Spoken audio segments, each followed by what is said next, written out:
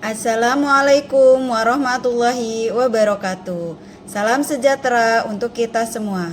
Salam jumpa kepada mahasiswa-mahasiswi Universitas Terbuka. Selamat bergabung kembali pada mata kuliah Manajemen Operasi Jasa pada inisiasi ke-8. Baik, sebelumnya terima kasih banyak rekan-rekan mahasiswa yang sudah melakukan diskusi serta mengerjakan tugas-tugas pada inisiasi sebelumnya.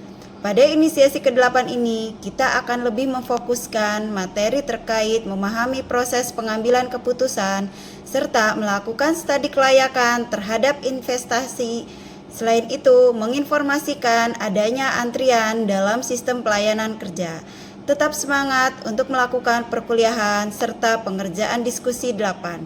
Terima kasih. Wassalamualaikum warahmatullahi wabarakatuh.